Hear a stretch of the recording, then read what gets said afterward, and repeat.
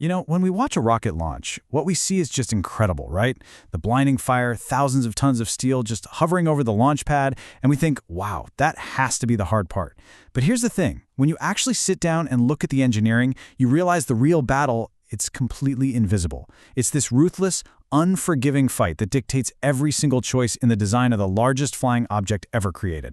And if you don't win this invisible war, it doesn't matter how spectacular your launch looks. You're not getting to orbit, and you are definitely not getting to the moon. So, is it the fire? It certainly feels like the main event, doesn't it? Just that raw, unbelievable power needed to beat gravity.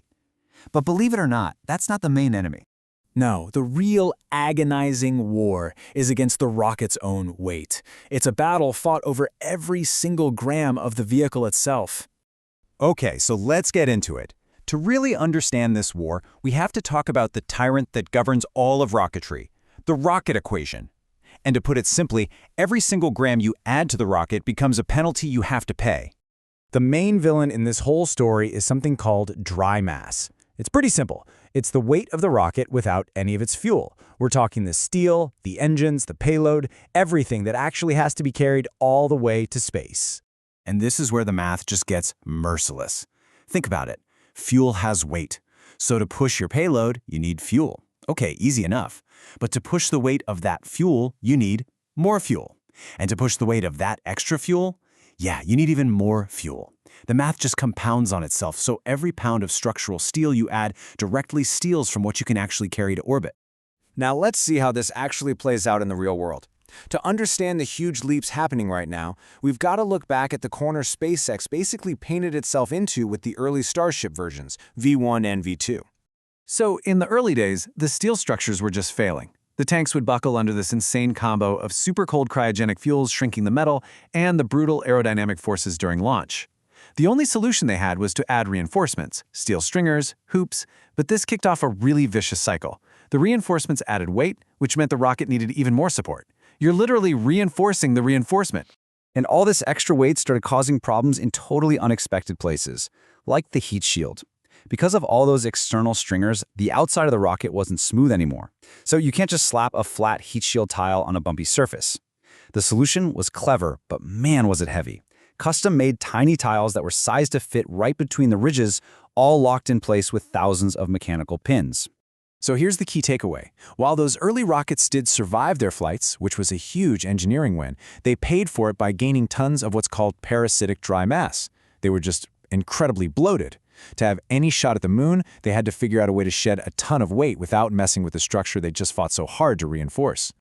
So if you can't make the walls of the rocket any thinner, where do you go to shave off tons of weight? Well, the answer wasn't on the outside. It was at the very bottom, the engines. And this brings us to the absolute breakthrough design of the Raptor 3. I mean, the contrast here is just striking. The earlier Raptor engines were powerful, sure, but their plumbing was all external and super complex, just a mess of exposed pipes that were prone to leaking. This meant they needed heavy armor and fire suppression systems just to operate. But with Raptor 3, they used advanced 3D metal printing to weave all those delicate pipes directly into the solid metal of the engine block itself. And this just brilliantly illustrates the whole design philosophy. Instead of a pipe bolted onto the outside, it's now a tunnel carved right through the structural metal of the engine. There are no fragile lines left to protect. You get to strip away the armor because you've completely removed the weakness. Because the cold fuel is running right inside the metal block, it actually cools the engine from the inside out, making the whole thing naturally resistant to extreme heat. This completely eliminated the need for heavy fire suppression systems, purge tanks, and all that bulky engine armor. Just shedding that stuff stripped away thousands of pounds of dry mass, finally giving the vehicle the performance it desperately needed.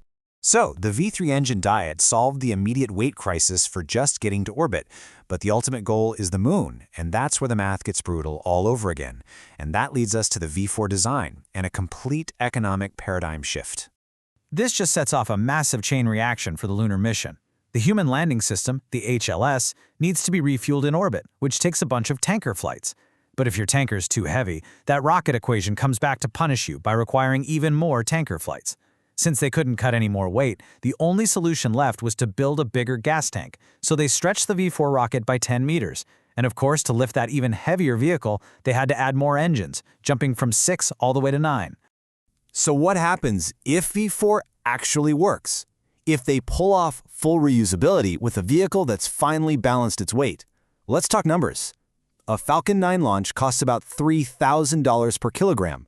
With a fully reusable Starship V4, that cost is projected to absolutely plummet to below $200 per kilogram. This isn't just an improvement, this changes everything. For the entire history of spaceflight, we have lived under this tyranny of mass.